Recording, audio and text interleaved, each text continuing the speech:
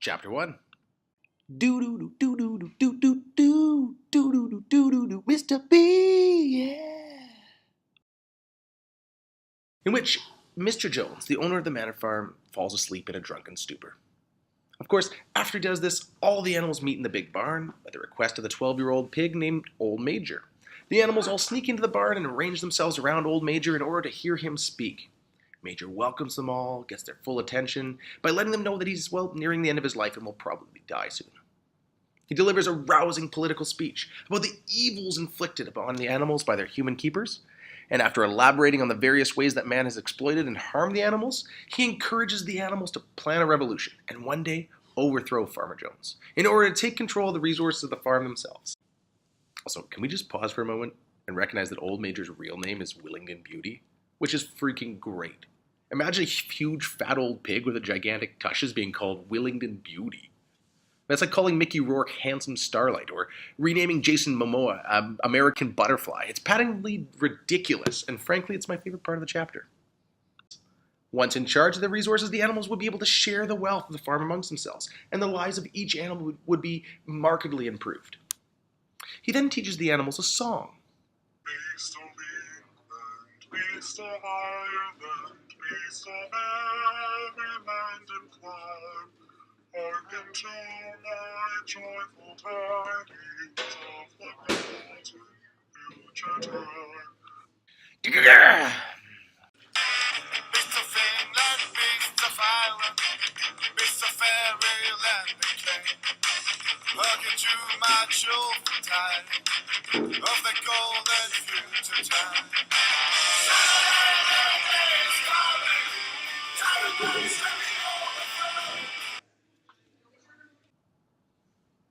Which, of course, they sing repeatedly until they awaken Jones, who recklessly fires the gun from his bedroom window, thinking there's a fox in the yard. Frightened by the shot, the animals disperse and go back to sleep. Just a brief public safety announcement. Firing a gun from your house window at night without a clear target is not only indescribably dangerous, but it's also incredibly illegal, and not in any way supported or condoned by Mr. Bienvenu. Let's talk about some of the themes for a minute. Major ascribes all of the animals' problems to Mr. Jones and to man in general. It's man that's keeping them down and exploiting the fruits of animal labor, and so because of man's tyranny, the animals are encouraged to revolt.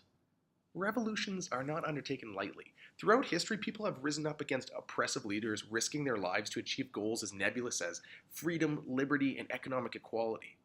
The idea of the working class rising up against the rich, controlling elite, is not something only found in George Orwell's Animal Farm. In fact, George Orwell is echoing the ideas of Karl Marx, one of the fathers of communism. Marx was not shy about saying that the working class would eventually get fed up with the rich getting richer while they continued to work with little material reward to show for it. He predicted that workers would eventually revolt against the system, overthrowing the rich and sharing the wealth generated by their labor in such a way that each person would get an equal share. The inequality between the animals and the farmer, and the discontent that rises because of it in Chapter 1, mirror the state of affairs in Russia prior to the Russian Revolution in the second decade of the last century. In Chapter 2, Old Major dies. Like, immediately. Chapter 1, boom, alive and kicking. Chapter 2, boom, dead. The mantle of the revolution that Old Major preaches is passed along to two young boars, Napoleon and Snowball. Which, Napoleon and Snowball? These two pigs continue to harp on Old Major's message of revolt against the man. Despite some animals' concerns with the luxuries that they could lose out on once the man was removed from the picture and the tales of a place called Sugar Candy Mountain, the pigs are successful in conveying the principles of animalism to the others. Animalism, of course, being the name that they give to the philosophy that they develop out of Old Major's ideas. Simple, right? Of course, it's about this time that Farmer Jones gets drunk, again, and neglects to feed the animals. They break into the shed looking for some food, and when Jones and his men arrive with whips in their hand, the animals say enough's enough. The revolt isn't pre-planned or anything, but the animals band together to kick butt and chase out the men off the farm. I mean, kick and butt, not kick butt. I guess they probably did that too, yeah. The triumphant animals then destroy all traces of the farmers, eat heartily, and revel in their newfound freedom. I got that last bit from Cole's notes. I'm not going to lie. That came right directly off the website. Yeah, it's hard. It's hard to make these videos. I gotta It takes me a while, so sometimes I borrow stuff, so that's what happens. It turns out that some of the animals can read and write. Well, actually, it's just the pigs. Snowball climbs up a ladder and he paints the 7 commandments of animalism on the wall of the barn. It's curious at this point that Snowball and the other pigs have decided on these new rules because, after all, one of the rules says that all animals are equal. And if they're all equal, shouldn't they all have a say in how the rules are made? Isn't the very fact that the pigs are the ones making up the laws without any input breaking that commandment?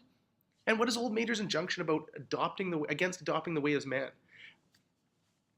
And what about Old Major's injunction against adopting the ways of man? Surely learning to write goes against that idea. Also curious is the fact that Snowball can climb a ladder. Can you imagine a pig climbing a ladder? Yeah, it's a funny thought. At the end of the chapter, the pigs somehow use their trotters to milk the cows, which seems improbable given that a pig's foot kind of looks like this.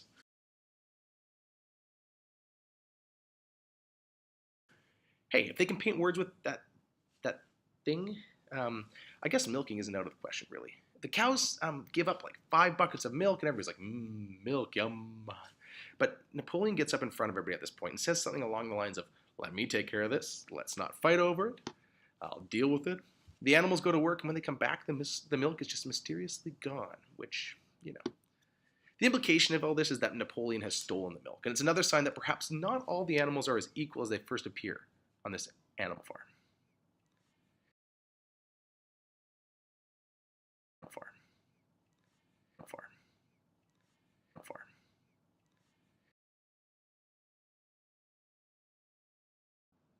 Well, that's it for me. Make sure to like, subscribe, hit the notification bell, because when we get to 100 subscribers, we're going to be giving away a mystery prize to one lucky winner. Please make sure you comment below and tell us how we can do better. For now, we'll see you later. In the words of George Orwell, if liberty means anything at all, it means the right to tell people what they don't want to hear. I know my grade 8s don't want to hear that they have multiple assignments due for me this week, but I do dearly love to express my liberty. So grade 8s, please hand in your assignments by Friday. So long for now. Yeah, it was a good one. I liked it. Yeah, no, seriously. Oh, crap.